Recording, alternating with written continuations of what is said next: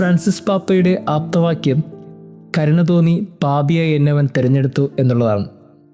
എന്തുകൊണ്ടാണ് ഫ്രാൻസിസ് പാപ്പ ഇതെടുത്തു എന്ന് ചോദിച്ചപ്പോൾ ഫ്രാൻസിസ് പാപ്പ പറഞ്ഞ ഉത്തരം ലേവിയെ ക്രിസ്തു തിരഞ്ഞെടുത്ത രീതിയെ ഓർത്ത് ധ്യാനിച്ചിട്ടാണ്. പാപിയായിരുന്ന ചുങ്കം പിരിച്ചിരുന്ന ഒരു മനുഷ്യനെ ക്രിസ്തു കരുണയോടെ നോക്കി, എന്നിട്ട് അവനെ സ്വന്തമാക്കി. ആ ഒരു ബോധ്യത്തിൽ ധ്യാനിച്ചുകൊണ്ടാണ് താനും ആ ആപ്തവാക്യം എടുത്തതെന്ന് ഫ്രാൻസിസ് പാപ്പ പറഞ്ഞിട്ടുണ്ട്. ഒരിക്കലൊരു മാധ്യമപ്രവർത്തകൻ ഫ്രാൻസിസ് പാപ്പയോട് താങ്കൾ ആരാണെന്നൊരു ചോദ്യം ചോദിച്ചപ്പോൾ അദ്ദേഹം പറഞ്ഞ ഉത്തരവും അത് തന്നെയാണ്, ഞാൻ പാപിയാണ്. വളരെ പ്ലെയിനായിട്ട് അദ്ദേഹത്തിന് ഈ ഭൂമിയോട് പറയാൻ ആഗ്രഹിച്ചതും പറയാൻ ഇഷ്ടപ്പെട്ടതുമായ കാര്യം ഈ പാപിയായ ഒരു മനുഷ്യൻ ദൈവത്തിലേക്ക് അടുത്ത കഥയെക്കുറിച്ചാണ്. അതായിരുന്നല്ലോ ഫ്രാൻസിസ് പാപ്പയുടെ ജീവിതത്തിൽ മുഴുവനും നമ്മൾ കണ്ടത്.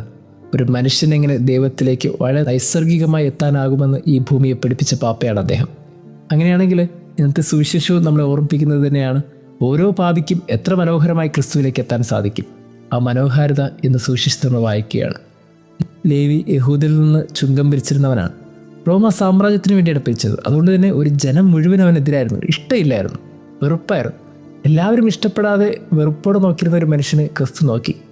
എല്ലാവരും നോക്കിയതുപോലെ അല്ല ക്രിസ്തുവിൻ്റെ നോട്ടം.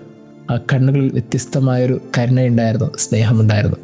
ആ നോട്ടത്തിലൊന്നും അങ്ങനെ ആർക്കും പോകാതിരിക്കാൻ കഴിഞ്ഞില്ല. ഫസ്റ്റ് സൈറ്റ് ലവ് എന്ന് കേട്ടിട്ടില്ലേ? അത് തന്നെയാണ് സംഭവം. ഒറ്റ നോട്ടത്തിൽ ലേവി അവൻ്റെ പിന്നാലെ പോയി. ഇതിനു മുമ്പും പലരും ലേവിയെ നോക്കിയിട്ടുണ്ട്. അത് വെറുപ്പോടെയാണ്, ദേഷ്യത്തോടെയാണ്. പക്ഷേ ഇതങ്ങനെയല്ല, ഇത് സ്നേഹത്തോടെയാണ്, കരുണയോടെയാണ്. എനിക്ക് തോന്നുന്നു ഈ കണ്ണോട് കണ്ണ് ഉടക്കുന്നുണ്ടെങ്കിൽ അത് കരുണ കൊണ്ടേ ഉടക്കത്തുള്ളൂ. ഇനിയും നമ്മൾ എന്തുകൊണ്ട് ഒരു ക്രിസ്തുശിഷ്യ പാതയിൽ ധൈര്യപ്പെട്ടിറങ്ങിയില്ല ചോദിച്ചാൽ ഒറ്റ ഉത്തരമേ ഉള്ളൂ, നമ്മളാരും അവൻ്റെ കണ്ണുകളിലേക്ക് വളരെ ഗൗരവത്തോടെ നോക്കിയിട്ടില്ല.